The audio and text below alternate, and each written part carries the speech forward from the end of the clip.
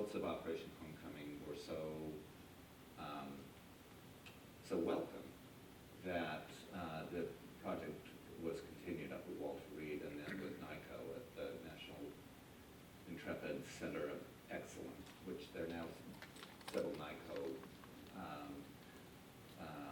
programs around the country. And it has involved, you know, mask making, poetry, composition.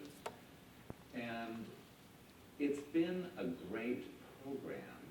Its spin-off in terms of other areas hasn't really materialized yet. I think part of it was because it's an easy sell to Congress. And so they love it. The problem of expanding that sort of outside that very narrow frame of wounded warriors has been sort of problematic. Glenn wanted to say something a while ago. Well, NIH is, it's built on a science that's very precise, very molecular. If you want to be successful in the NIH environment, those are the kinds of things that you need to emphasize in terms of the research that you do. And that doesn't always work well if you're trying to expand into the liberal arts, into areas that are sometimes difficult to be really, really precise. It's hard for me to look at an intracellular cascade of molecular messengers in someone who's doing dance.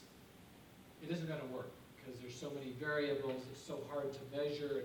And even if you could measure it, because it involves all parts of the body, the signals are going to be all over the place, and it would be difficult to interpret and figure out what it is you've got. So NIH tends to get more focused and more rigid in terms of its interpretation, which makes it harder to reach out to these other partners and go in this other direction. In fact, NIH sometimes will excuse itself from this, even engaging in this dialogue, by saying, our job really isn't about applying it into clinical environments. Our job is to do the basic biology, get it up to the point where it looks like it may be translatable, and then hand it off to someone else. And that way they feel like we don't have to go into that other discussion, to that other world. But when they do that, and they go up to the Congress, and they say, you know how many second messengers we've discovered? And Congress starts to yawn. They're not terribly interested in how many second messengers you've found or how many genetic variants you found in your screening. They're much more excited when you can say, you know, we found that this discovery will now cure Parkinson's disease, or will now stop the progression of Alzheimer's. And NIH is starting to understand that if we're going to continue to be one of the darlings of Congress, we're going to have to start producing products that the population, that the folks out there, our constituents, can relate to. And I'm not quite sure what it's going to take to get them there. Right now they devote a very, very small piece of their budget to this, but they're warming up to some of these ideas. It's going to take some lobbying to get them to buy into it and to share some of their budget in order to look at some of these issues. Let's open the questions up to the floor. Is there anyone? And you need to speak in the microphone so Jason can hear you in Washington. So, questions? Hi. For those of you that don't know me, I'm Chris Johnson. I direct the Scientific Computing and Imaging Institute here at the U, which is an interdisciplinary, cross-cutting, non-siloed institute.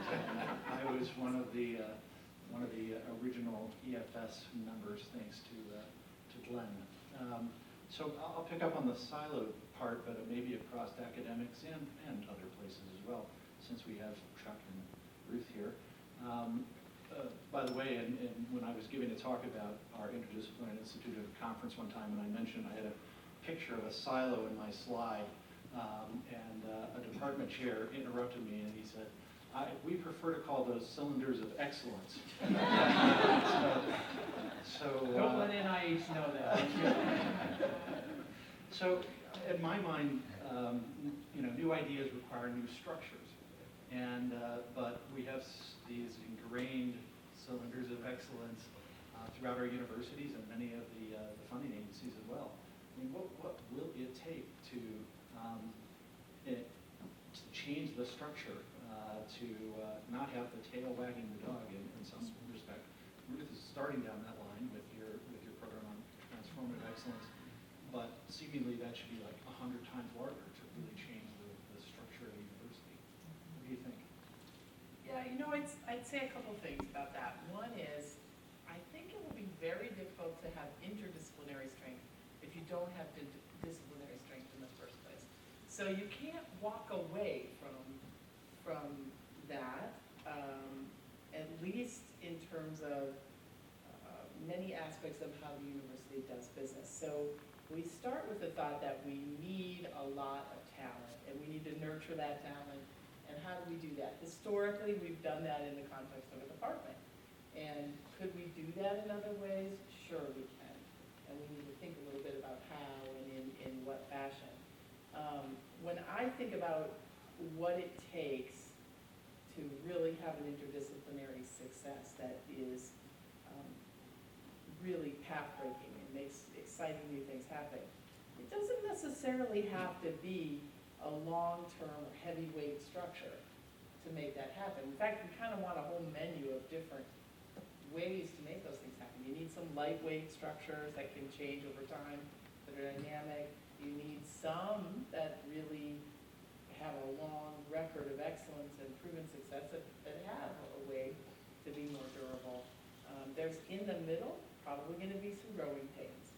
We have quite a few growing pains, I would say, and a lot of, in a good way, growing pains. But I think you need different models of how to do this, ways for people to move in and out of an interdisciplinary effort as their work shifts and changes over time. Certainly, the investment in people and mentoring and support has to happen.